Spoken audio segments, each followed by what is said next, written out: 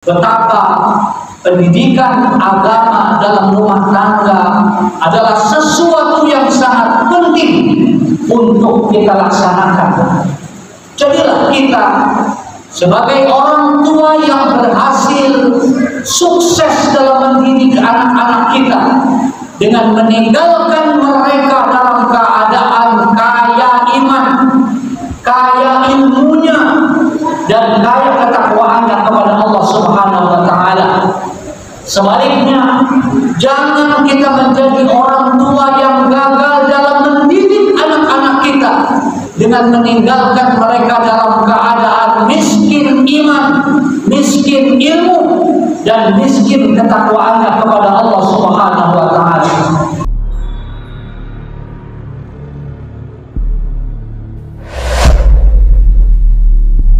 Assalamualaikum warahmatullahi wabarakatuh. Alhamdulillahilladzi arsala rasulahu bil huda wa dinil haqq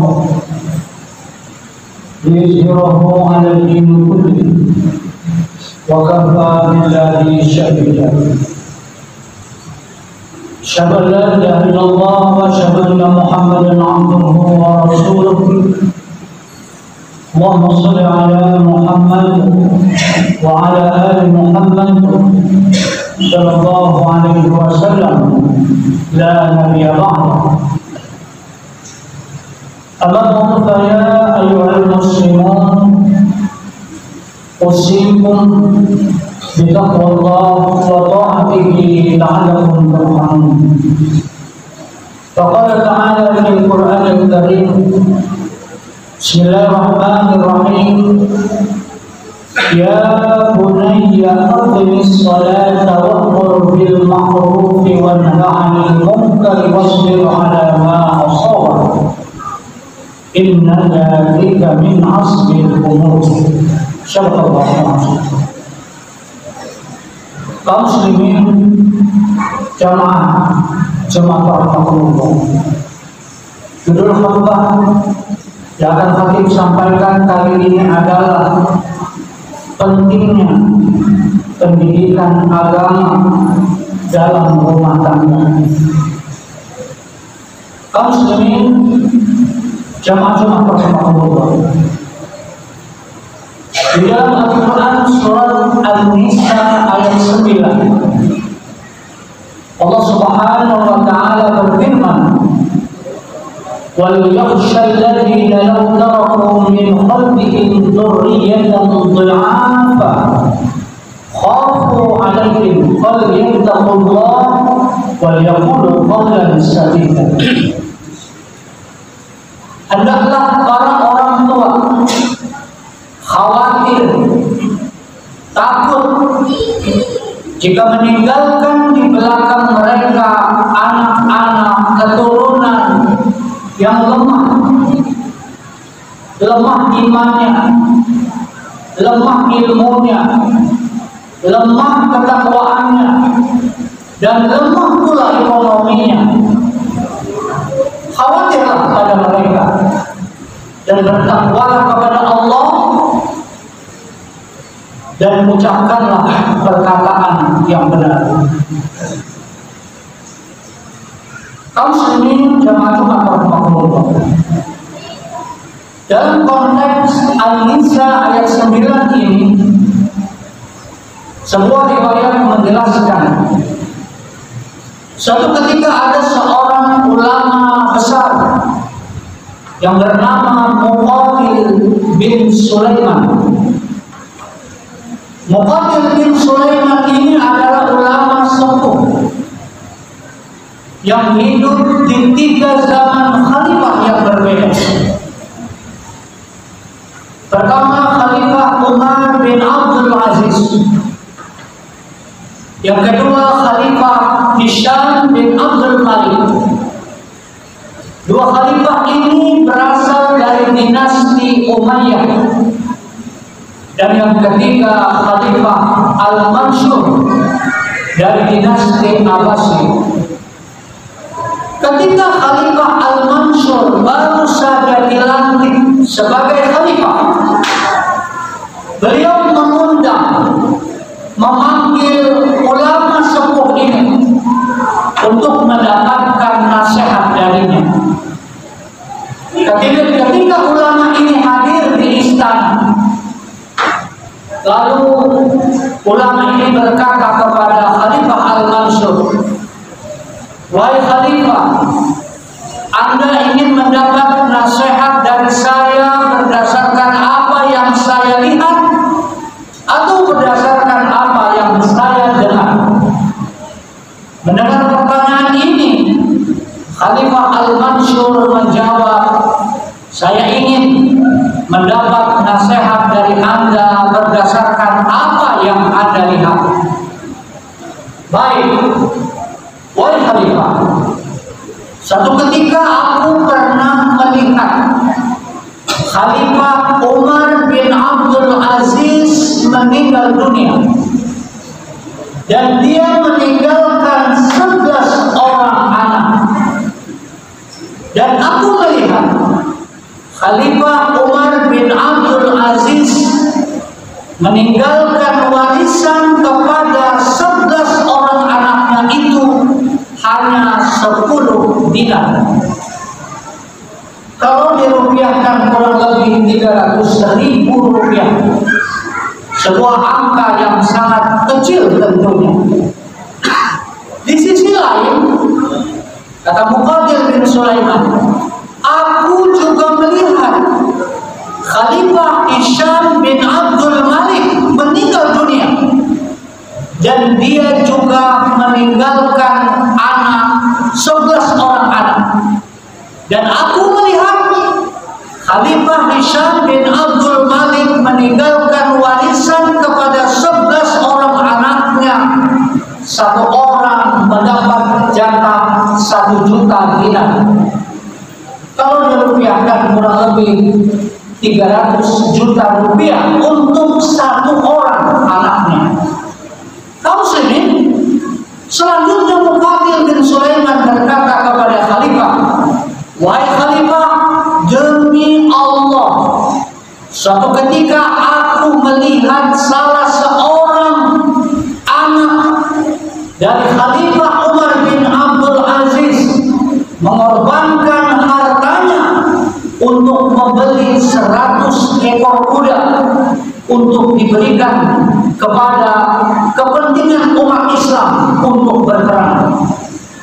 Dan demi Allah, aku juga melihat salah seorang anak dari Hisham bin Abdul Malik telah menjadi pengemis di salah satu pasar."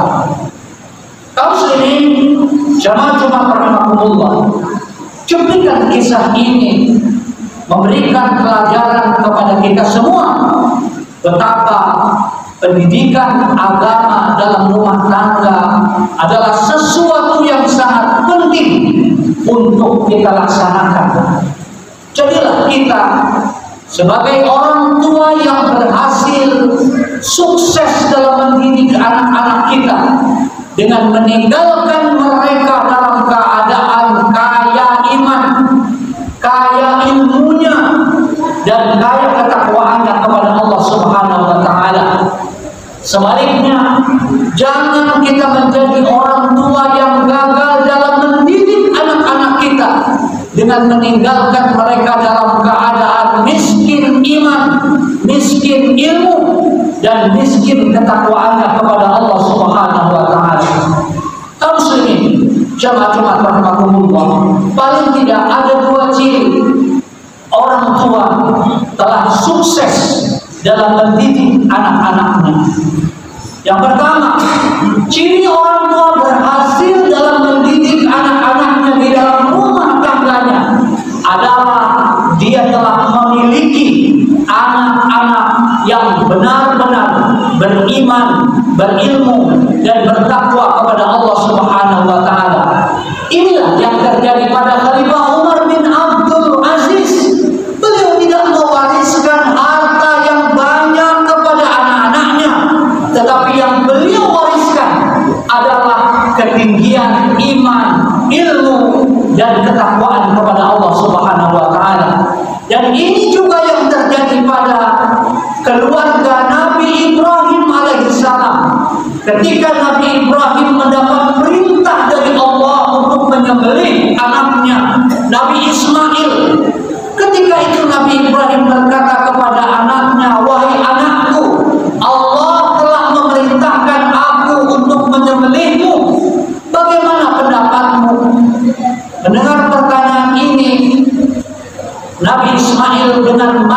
dan benar menjawab, ayah, kalau seandainya itu benar dari perintah Allah, maka laksanakanlah perintah Allah itu. Insya Allah aku termasuk orang-orang yang sabar. Kaum muslimin, jamaah rahimakumullah. Yang kedua, ciri orang tua sukses dalam mendidik anak-anaknya adalah orang tua telah memiliki anak-anak yang mampu melaksanakan sholat 5 waktu dengan benar. Rasulullah SAW bersabda, suruhlah, ajarlah anak-anakmu sholat 5 waktu pada usia 7 tahun, dan pukul anakmu itu jika di usia 10 tahun dia belum mau melaksanakan sholat 5 waktu. Kaum muslimin, ternyata Rasulullah SAW paham betul tentang perkembangan psikologi anak, sehingga Rasulullah SAW memerintahkan kepada orang tua agar menyuruh anaknya sholat 5 waktu pada usia 7 tahun. Suruh dan suruh. Berapa lama? 3 tahun. Kenapa 3 tahun? Pertama, karena 3 tahun itu bagi anak kita sudah cukup untuk dia terlatih dalam melaksanakan sholat 5 waktu. Yang kedua, kenapa 3 tahun? Kaum muslimin, ternyata 3 tahun itu orang tua yang benar-benar mendidik anaknya dalam rumah tangganya, dalam menyuruh anaknya sholat tak kurang dari 5.400 kali.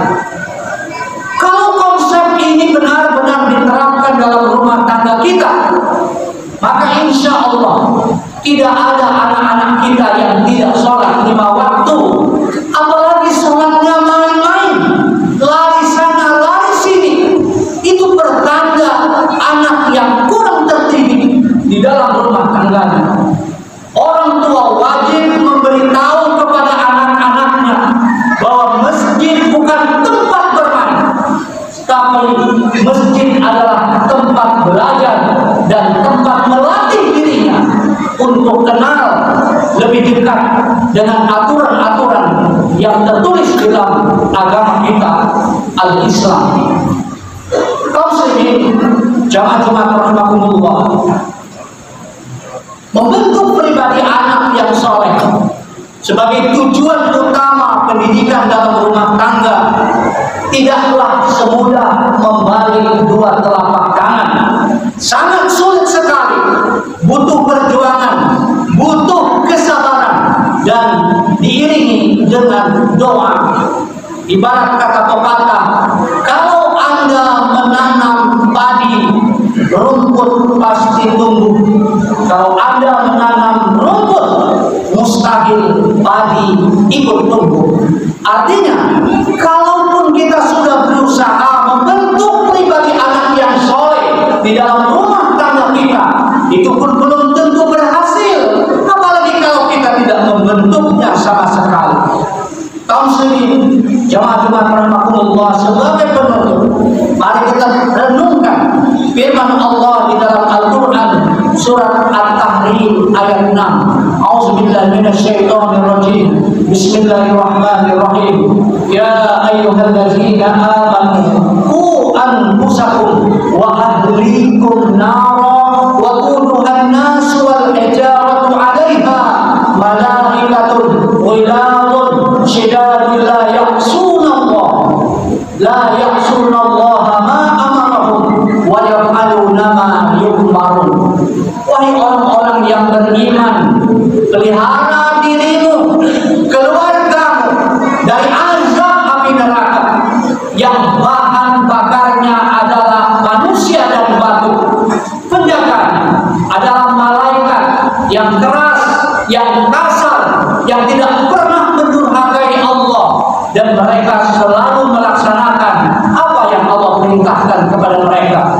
Semoga khutbah yang singkat ini bermanfaat bagi kita semua. Amin ya rabbal alamin.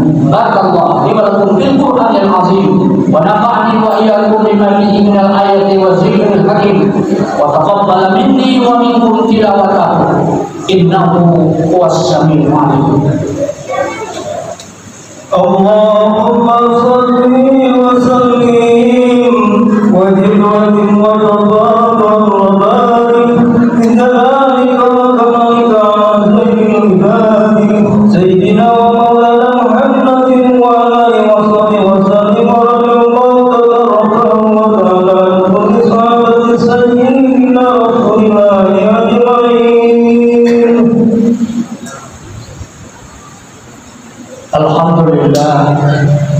Alhamdulillahilladzi amarna bil taqwa. Asyhadu an la ilaha illallah wa asyhadu anna Muhammadan abduhu wa rasuluh. Allahumma shalli ala Muhammad wa ala ali Muhammad sallallahu alaihi wasallam la nabiyya ba'da.